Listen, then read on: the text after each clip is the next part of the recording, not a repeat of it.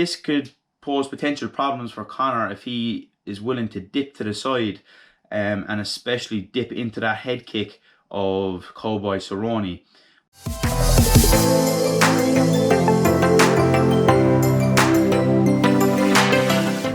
What's up everybody, welcome back to another video. So I'm Richie Ford from TKDCoach Academy, and today's video is going to be a little bit different from what we usually do. So with this weekend coming up, UFC 246 and the return of Conor McGregor to the octagon, I thought it would be interesting to do a little bit of analysis of the tendencies of both fighters for the upcoming fight. So the idea here is, considering that we have a lot of martial artists following the channel, it will be interesting to see some of the technical and tactical tendencies and habits of some of the fighters, in particular Conor McGregor and Cowboy Cerrone, and how that will play into their fight this coming weekend. If you're new here to the channel, make sure and subscribe if you haven't already, and hit that bell notification so you don't miss any of our videos. Our videos will basically help you to guide your Taekwondo training in terms of giving you exercises, tips, tutorials and much more, and of course we'll have the odd fun video thrown in as well, just like today's. We're also on Instagram and Facebook, so if you haven't checked us out there, make sure you go and do so, where we have more frequent and daily uploads to help you with all the things that you need for your Taekwondo training. And if you haven't done so already, make sure and also check out our website www.TKDCoachAcademy.com. So in today's video, I'm going to go through some of the things that both fighters really have in terms of their tendencies and habits, which I see having a potential impact on this Saturday's fight. So I'm going to go from both sides of how each fighter have potential ways of winning the fight, and in the end of the video I'll give you my prediction. So let's get into it. If you're excited for the fight this weekend, hit that thumbs up button.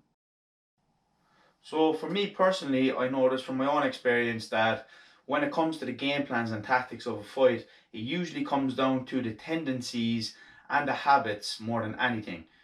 So I'm sure you all know that breaking those ingrained implicit habits that we all have in the ring is quite a difficult thing to do. So therefore I'm going to base some of the analysis today on some of those tendencies that I can see which are common for both fighters in recent fights. So it is said that it takes 10 times the repetitions to break any habit that it originally took to build it. Now, I'm personally not a fan of repetition-based training for skill acquisition, but that's a discussion for another day. But it does exemplify the importance of habit and tendencies when it comes to fighting. So that's where we're going to focus most of our attention for this fight prediction and analysis. So first off, we're going to look at Cowboy Cerrone and some of the tendencies and techniques that he has which could cause potential problems for Conor McGregor. So first here we're going to look at how Cowboy sets up his kicks leading off a jab. So as you can see, Cowboy really does a good job of hiding his kicks on both sides so he can throw this kick off either leg, which is usually set up by a jab. The jab is a key because it first of all allows him to close the distance a little bit, but it also blinds the kick for him from his opponents. Now this is quite important because Conor has a tendency to slip jabs, or he's even sometimes willing to take the jab on the chin, as we've seen in the Eddie Alvarez fight, to come back with a very powerful left straight of his own. So this could pose potential problems for Conor if he is willing to dip to the side and especially dip into that head kick of Cowboy Cerrone. We've seen a very similar technique happen with Daniel Cormier and John Jones in their fight, and it didn't end so well for Daniel Cormier.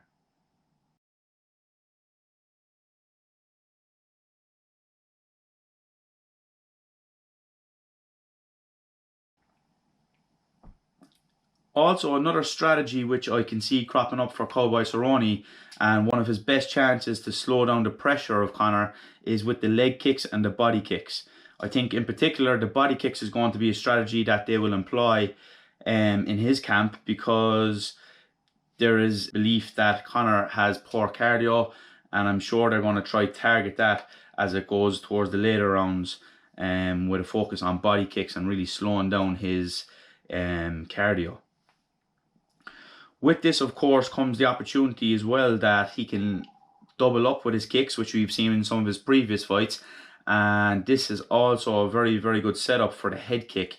Again, because it blinds and distracts away from the head kick, as well as also taking away a focus from it. So what I mean by that is you will see that if he comes with a lot of leg kicks and body kicks often, that it might take the focus away from the potential danger of the head kick, which will set that up a little bit more. Now, something that I do think is important to note here is in the second episode of UFC Embedded, it was clear that Cowboy Cerrone was limping at the start of that episode as he was walking down the strip in Vegas. Now, I don't think this is important in terms of he will then be afraid to throw the kicks, but I think it might have an impact on his standing leg if this is causing him some issues. Now, it is important to also take into consideration that Cowboy did acknowledge this in an interview on Tuesday night, where he mentioned that it happened due to hitting the pad funny. I saw a couple online sleuths looking at the Embedded today. They said you were limping a little bit down Fremont Street. What's give us the go there? There's something wrong with Man, I knew that was going to come up. People are good. Put a little limp. What if I just walk with the draw, you know? Or maybe I stepped on a Lego. I got a kid now. No, I'm good. Look, boop, boop, boop, boop, boop. No, I'm fine. It's I just kicked the pad funny. It was just a funny nothing. Yeah, nothing. Are you looking at the implications? Now, if this is the case, it may be something to be cautious and to be aware of, because it might have a big impact on Cowboy's kicking game, which I think is a big key to victory for him here in this fight. Okay, so now let's take a look at Conor and some of his potential methods to victory and some of the tendencies that he has which will pose a threat to Cowboy. So straight off the bat, I think the biggest tendency is the pressure that Conor comes with from the bell. He never really starts off on the back foot, and he always comes forward looking to build pressure and put his opponent on the back foot.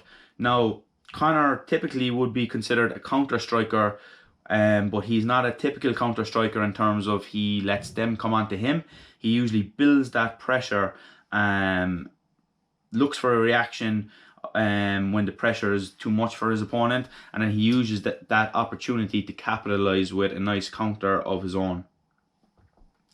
Now, we can see that Cowboy doesn't usually react well to this type of pressure. That was very evident in the Darren Till fight. I think it's also important to note that Till is also a southpaw just like Conor, so I think that the angles and the pressure will be quite similar to what he experienced in that fight, and obviously that didn't go so well. Also, I think it's going to be very hard for him to get his kicks off and his general offense when he's being pressured so much on the back foot. It's quite difficult to get anything off as you're being pressured backwards so much, and that is something that a lot of Conor's opponents have mentioned in the previous fights. Now, if this is the way that the fight goes, it's definitely going to fall into the hands of Conor, because he's going to be much more comfortable here. First, as it's where he spends a lot of his time, so all his implicit knowledge, tactics and reactions will be natural for him here. And it's also a place where Cowboy is not very comfortable, which is evident from a lot of his previous fights. So therefore, the rhythm and tempo of Conor is going to be setting this up. So I see him being a bit more successful here when it comes to this, if Cowboy reacts and shoots any techniques based on the pressure posed by Conor.